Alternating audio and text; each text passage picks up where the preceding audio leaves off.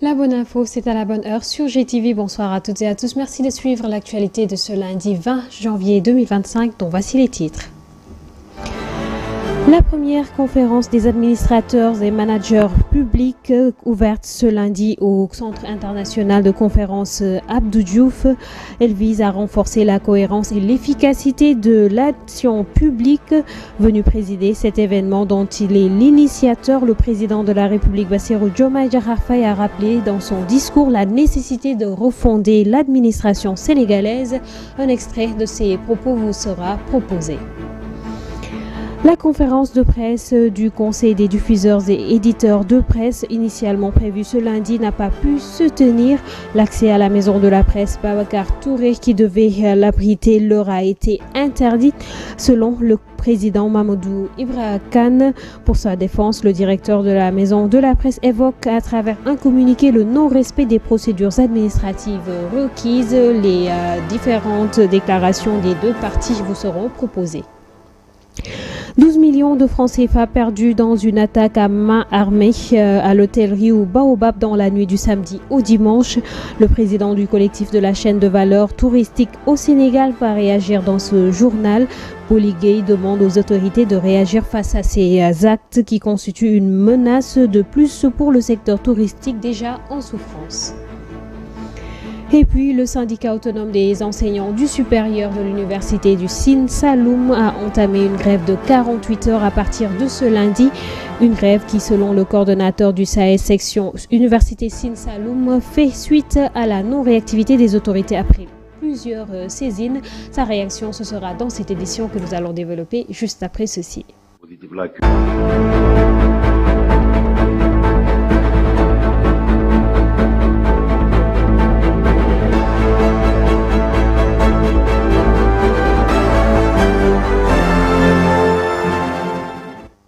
Mesdames, Messieurs, bonsoir. Ce lundi, le Centre international de conférence Abdou Diouf de Diamniadio a accueilli la première édition de la conférence des administrateurs et managers public.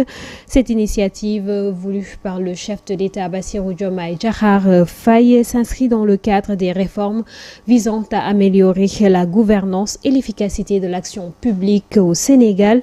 Selon le chef de l'État, il est impératif de refonder l'administration pour la rendre plus moderne et plus efficiente dans ses missions. Il est au micro d'Amsatou Gano. Au terme de 9 mois d'exercice du pouvoir, les constats sont alarmants. Nous faisons face à un État contraint, dont les marges de manœuvre budgétaires et financières n'existent quasiment plus. Ensuite, une administration républicaine, certes, mais manquant de cohérence et figée dans des schémas dépassés, alors même que nos réalités socio-économiques évoluent rapidement, marquées notamment par la transformation numérique et l'essor de l'intelligence artificielle. Puis, un secteur parapublic hypertrophié, doublonnant souvent avec l'administration centrale, qui est budgétivore et dont la contribution aux dividendes de l'État reste trop faible. Enfin, des services publics complexes et coûteux qui limitent l'efficacité des politiques publiques et ternissent l'image de l'État. Dès lors, il est impératif de refonder notre administration pour la rendre plus moderne, plus proche des citoyens et plus efficiente dans ses missions. C'est l'objectif même de cette conférence des administrateurs et managers publics, qui se veut un cadre de dialogue, de réflexion et d'orientation stratégique. Mesdames et messieurs, pour ancrer cette volonté de modernisation, il est essentiel de rappeler les 3 principes directeurs qui régissent la fonction publique. Le premier, le respect de la hiérarchie, indissociable de l'autorité de l'État. Le deuxième, la primauté de l'intérêt général, incarné par le président de la République et le gouvernement, eux-mêmes investis de la légitimité populaire. Le troisième, la solidarité gouvernementale. La conférence de presse du patronat de la presse sénégalaise qui était prévue ce lundi 20 janvier 2025 n'a pas pu se tenir. Pour cause, l'accès à la maison de la presse Babacar Touré leur a été interdit. Prenant acte de cette situation, le Conseil des diffuseurs et éditeurs de presse du Sénégal lance un appel au président de la République Bassirou Diomaye Diakhar Faye, mais également aux partenaires du Sénégal pour que la tentative de musellement de la presse ne puisse aboutir, suivant les propos de Mamadou Ibra Kane, le président du CEDEPS, qui est au micro de nos reporters. De ne pas avoir accès à la salle de presse. Le directeur de la maison de la presse, que j'avais informé hier, comme on le fait habituellement, il avait dit les dispositions nécessaires et informer ses services. Malheureusement, et qu'il allait me revenir, il ne m'est pas revenu. Et aujourd'hui, ses propres services ont tenté de rentrer en contact avec lui, mais n'ont pas pu le joindre.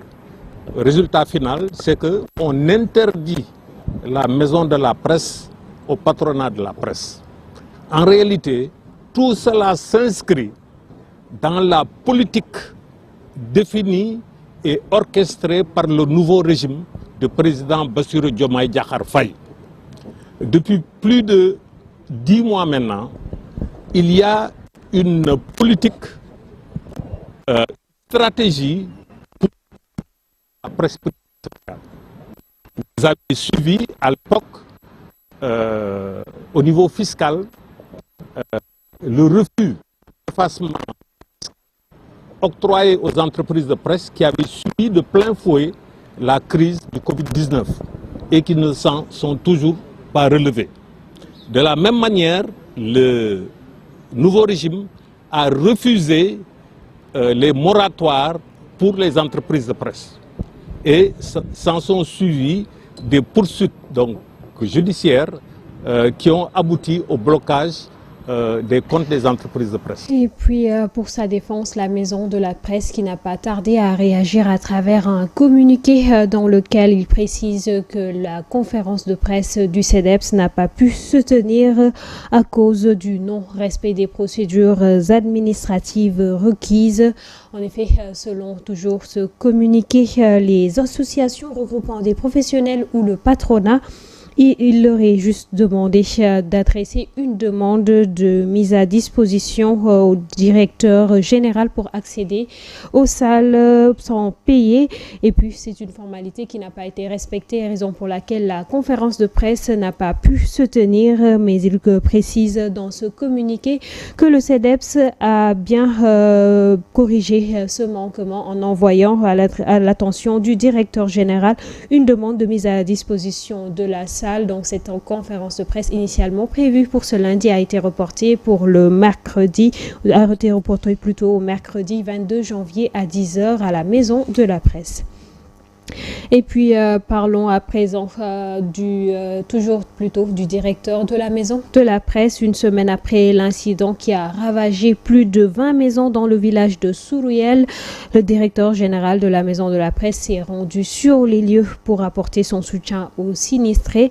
Des denrées alimentaires ont été offertes par Sambou Biagui pour soulager les victimes de l'incendie. Une occasion saisie par les populations pour exprimer leur doléance au directeur général qui les a rassurés par rapport aux engagements pris par les nouvelles autorités du Sénégal. Suivons les détails avec Amadou Diallo, correspondant de GTV à Tambacounda. À travers cet appui en denrées alimentaires destiné aux populations sinistrées du village de Sourouyel, le directeur général de la maison de la presse a voulu ainsi apporter son soutien et assistance à ces dernières après l'incendie qui a touché le village. Les dégâts sont énormes, c'est une population sinistrée. Et nous, en tant que responsables de ce département, nous avons dans notre ADN le patriotisme et la solidarité.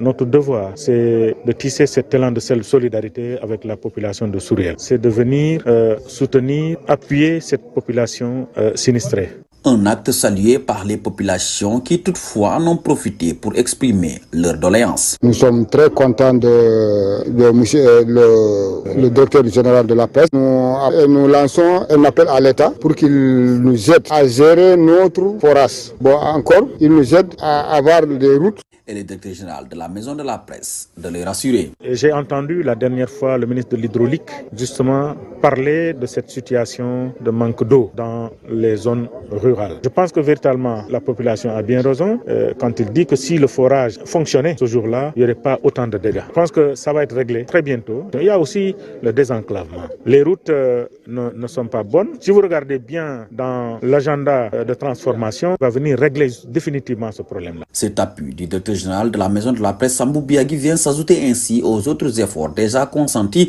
par des bonnes volontés pour venir en aide à ces populations. Pour rappel, le village de Souriel, situé dans la commune de Neteboulou, a été ravagé il y a de cela une semaine par un violent incendie. 21 maisons ont été réduites en cendres et 7 autres ont connu des dégâts moindres. En titre, braquage à l'hôtel Rio Baobab, des malfaiteurs armés de fusils ont emporté la somme de 12 millions de francs CFA lors de leur opération. Boligué, le président du collectif de la chaîne de valeur touristique au Sénégal, s'est exprimé sur cet incident. Selon lui, ces actes sont à condamner du fait que le tourisme souffre déjà dans la Petite Côte. Il interpelle les autorités pour qu'ils réagissent au plus vite. Boligué est au micro d'Astousso et d'Ousmane Bitey. Nous le déplorons, ce qui se passe à rue Hôtel de Pointe-Sarène.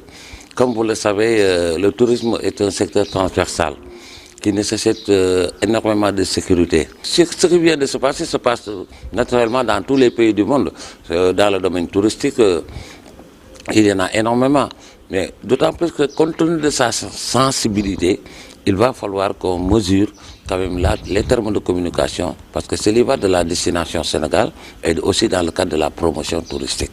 Et il va falloir que chacun, en ce qui le concerne, dans son domaine, puisse vraiment prendre le taureau par les cornes. Nous, notre demande aujourd'hui s'articule au niveau du ministère de l'Intérieur pour lui demander de prendre en charge les préoccupations des acteurs touristiques au niveau des 6 pôles touristiques du Sénégal, en mettant en avant la collaboration avec les acteurs à la base pour une meilleure appropriation du secteur. Aujourd'hui, je pense qu'il est important que la police touristique ou bien la police d'État puisse prendre en charge cette préoccupation et qu'on implique la gendarmerie. Et nous demandons un CRD spécial sur la sécurité touristique au niveau de la région de Thiès. Dans le cadre de la préservation de leurs terres, le collectif Tank regroupant les communes de Yoff, Ngor et Ouakam remet sur la table la question du foncier, une situation qui menace ces 3 localités citées.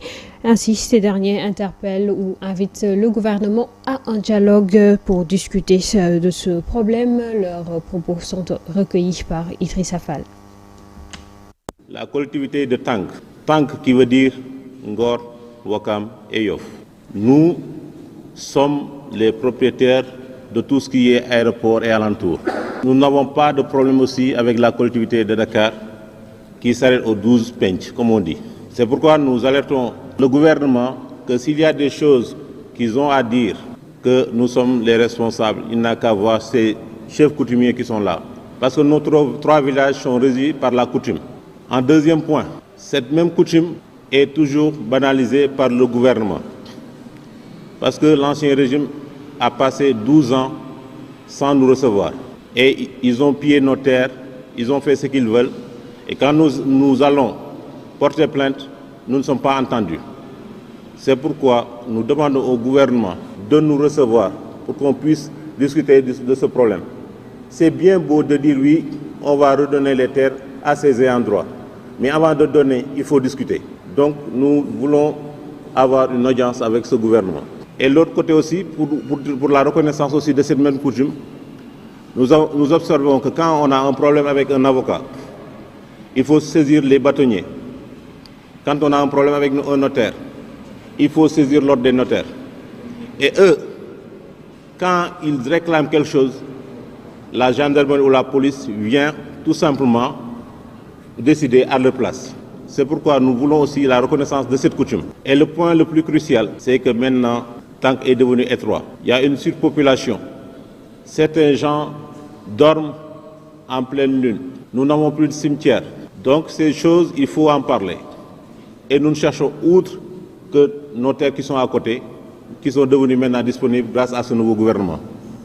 Nous voudrons aussi qu'ils tiennent en compte ces phénomènes. Éducation, le syndicat des enseignants du supérieur université Sine Saloum, El Hadji Ibrahima Niass, a entamé une grève de 48 heures à partir de ce lundi 20 janvier plutôt. Cheikh Atab Mané, enseignant-chercheur et coordonnateur du SAES section université Sine Saloum, explique que cette décision fait suite à de nombreuses alertes adressées aux autorités concernant la situation préoccupante que traverse actuellement l'université. Il s'est exprimé au micro de Mansour Diassé. Oui, effectivement, nous avons décrété 48 heures de grève à partir de ce lundi pour deux raisons. Donc la première, c'est les infrastructures et la seconde, c'est le budget. Donc l'université du Sine Saloum aujourd'hui est dans des situations vraiment précaires, dans des conditions précaires de travail et d'apprentissage. Donc ce qui fait que depuis 2019, c'est d'ailleurs les enseignants qui ont en effet mis un dispositif pour que l'université puisse démarrer. Donc et ce dispositif-là qui est aujourd'hui à sa 5e année est devenu invivable en fait. Parce que tout simplement, les effectifs sont passés de 1300 étudiants à près de 8000 étudiants actuellement, donc répartis sur 3 campus. Donc aujourd'hui, au niveau du campus de Fatick, par exemple, nous sommes confrontés à des bâtiments qui sont dans un état de délabrement très avancé. Vous imaginez 4 salles de cours pour 4 départements, 12 licences. Donc pour un effectif de près de 1500 étudiants. Donc ce qui veut dire qu'aujourd'hui, nous n'avons pas la possibilité de pouvoir faire cours dans ces conditions-là. Parce que tout simplement, les départements, chaque licence en fait ne fait cours que 2 fois dans la semaine. Alors nous nous sommes dit maintenant il faudrait quand même qu'on puisse dérouler notre plan d'action. Et la seconde phase du plan d'action était quand même d'aller en grève.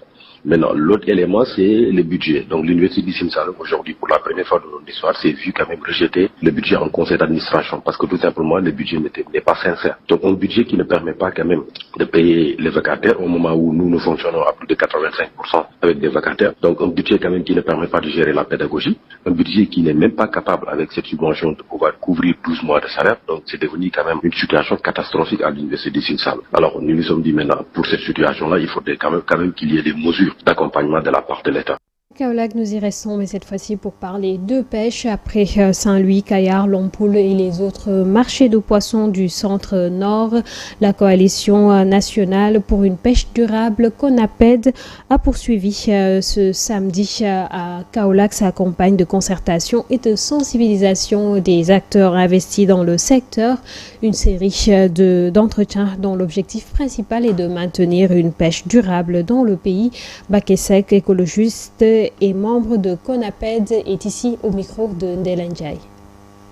Nous sommes aujourd'hui à Kaolack dans le cadre de la promotion d'une pêche durable gérée de manière transparente et inclusive au bénéfice des populations à l'horizon 2030. Nous avons commencé par mobiliser les acteurs, du ministre à la femme micro-marailleuse, pour les sensibiliser sur les 13 points de notre charte. Une charte pour une pêche durable qui passe en revue les difficultés de la pêche industrielle, les difficultés de la pêche artisanale et des propositions pertinentes à l'endroit des autorités. Sans oublier les sociétés privées, parce que nous sommes aujourd'hui à Kaolack, accompagnés de l'Association des marailleurs du Sénégal.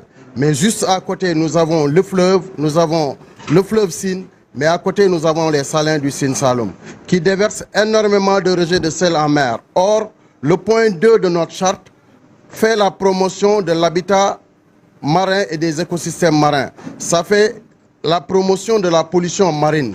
Une mer polluée avec du sel ne peut pas permettre aux poissons de grandir. C'est pourquoi il est important aujourd'hui, comme nous l'avons fait avec Madame le ministre des Pêches, avec les femmes, avec tous les acteurs, y compris les marailleurs, nous pensons qu'il est important que la société privée soit à nos côtés pour faire la promotion d'une pêche durable. Vous n'oubliez pas que la pêche aujourd'hui permet aux Sénégalais d'avoir 75% des protéines animales dont nous avons besoin. La pêche permet au Sénégal d'encaisser plus de 250 milliards de recettes, là où le pétrole ne fait que 30 milliards.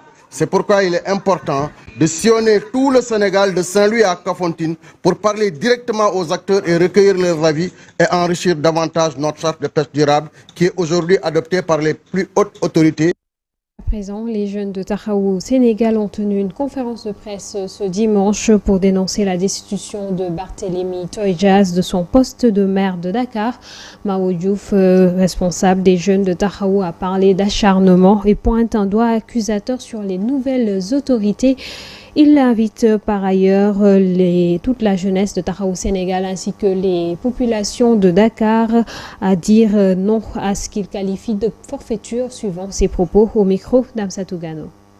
Monsieur le maire Barthélémy Toye Dias fait face à une tempête politique inédite qui soulève des inquiétudes sur l'état de notre démocratie. Ce combat acharné contre un homme politique à la fois déterminé et visionnaire met en lumière des manœuvres qui soulèvent des questions légitimes sur l'utilisation de notre justice comme instrument de répression. En effet, la tentative de discréditer un maire qui, pour son travail acharné, s'efforce à transformer Dakar en une métropole moderne et accessible apparaît comme une tentative de liquidation d'un adversaire politique potentiel. Les actes portés contre M. le maire Barthélémy Toye Dias sont empreints de manipulation politique où la justice est vraiment instrumentalisée pour faire reculer ceux qui osent défier l'establishment. Les abus de pouvoir se multiplient, vivent d'un constat avec les forces de l'ordre, l'accès aux agents municipaux au niveau de l'hôtel de ville, des locaux de l'hôtel de ville. Un acte qui constituait une violation flagrante des droits démocratiques. Cela résonne comme un appel à la méfiance envers un système qui devrait protéger les droits des citoyens plutôt que de les réprimer. Cette situation ne se limite pas à défendre un homme, mais représente un combat plus large contre la calomnie et la méchanceté qui semble guider cette cascade d'Akat. Que c'est un impératif de dire stop à la forfaiture, non à ce complot politico-judiciaire qui bafoue les droits fondamentaux des citoyens et piétine les acquis démocratiques. International, après plus de 15 mois de guerre, les armes sont déposées ce dimanche 19 janvier. L'accord de paix conclu entre le Hamas et Israël est entré en vigueur. Des otages sont libérés et des camions d'aide ont commencé à traverser la frontière depuis hier, même si le Premier ministre israélien, lui, parle d'une trêve provisoire.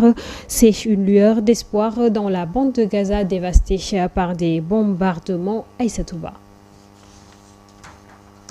C'est à la veille de l'investiture de Donald Trump que l'accord de paix entre le Hamas et l'armée israélienne est entré en vigueur. Ce dimanche 19 janvier, les 3 otages israéliennes dans la bande de Gaza sont libérés. Ils ont été remis à la Croix-Rouge. En échange, les autorités israéliennes ont dit qu'elles libéreraient dans ce délai quelques 1900 Palestiniens, dont les 90 sont arrivés ce dimanche. Ainsi, des milliers de déplacés palestiniens ont pris la route pour rentrer chez eux lorsque les armes sont tues. Des combattants cagoulés et armés du Hamas ont défilé pour leur part à Deir el-Balah, dans le centre du petit territoire palestinien où la grande majorité des 2,4 millions d'habitants ont été déplacés. Sans oublier, cette trêve a permis l'entrée des camions d'aide bloqués depuis des mois. Selon l'Égypte, l'accord prévoit l'entrée de 600 camions d'aide par jour, 260 camions d'aide et 16 de carburant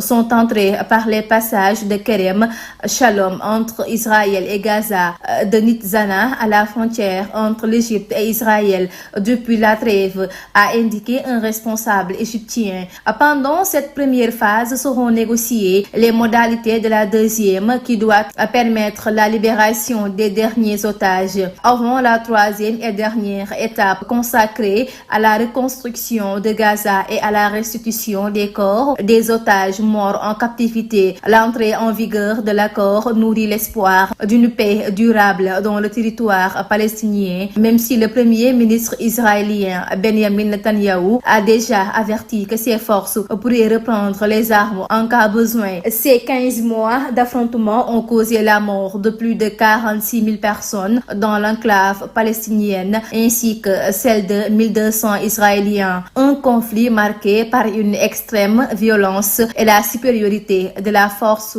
de frappe israélienne. L'accord de cessez-le-feu est donc entré en vigueur ce dimanche à Gaza après avoir été approuvé par le gouvernement israélien. Pour le professeur Babacar Samb, ancien ambassadeur du Sénégal en Égypte, cette trêve va permettre aussi bien au Hamas qu'Israël à analyser les objectifs de ce conflit. Toujours selon lui, l'accord peut être de longue durée car étant bénéfique pour les deux parties. Il est joint par Aïssa Touba au téléphone. Alors, on peut véritablement analyser la trêve entre Israël et le Hamas comme un processus très long qui a abouti véritablement à cet accord historique qui met les deux parties dans une situation qui leur permet de revoir véritablement l'objectif de leur guerre et quelle est la finalité qu'Israël cherchait en faisant donc 15 mois de guerre. Quel est l'objectif que Hamas cherchait aussi? De part et d'autre, il y a eu beaucoup de morts, il y a eu beaucoup de victimes. Donc je crois que les manifestations de joie montrent que de part et d'autre, véritablement, cette guerre a trop duré et toute guerre doit avoir une fin. Alors la trêve sera de longue durée parce que effectivement, d'après les 3 phases qui sont prévues, pendant les 42 jours, donc je crois que aussi de manière générale, les pays arabes, la communauté internationale, chacun doit jouer son rôle pour véritablement asseoir une paix juste et durable au Moyen-Orient et qu'on arrive enfin à ce que les Nations Unies et la communauté internationale ont retenu l'existence de 2 États, un État israélien et un État palestinien reconnu dans des frontières fixes, que Israël se retire entièrement de toutes les parties et portions de terre palestinienne qu'il a occupées depuis 1967. Donald Trump installé ce lundi à la Maison Blanche à nouveau le président des États-Unis élu 47e président des États-Unis. Il est investi officiellement avec des attentes et craintes à travers le monde.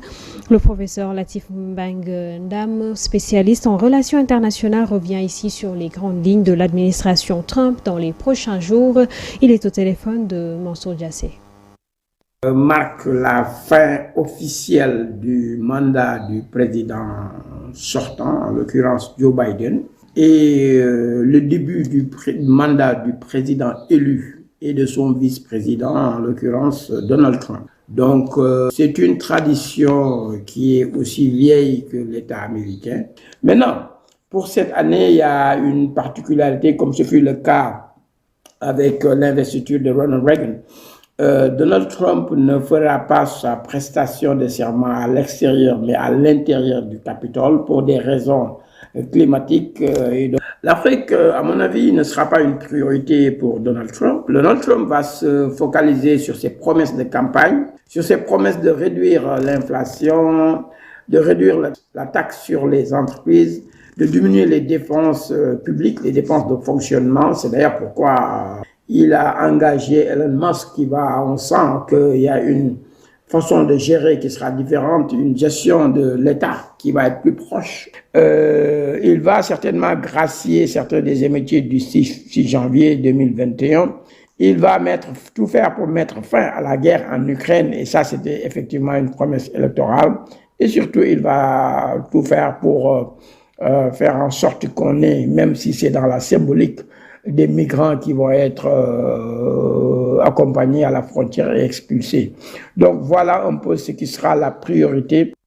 Édition, merci de l'avoir suivi. Excellente suite de programme en compagnie de GTV. Bonsoir.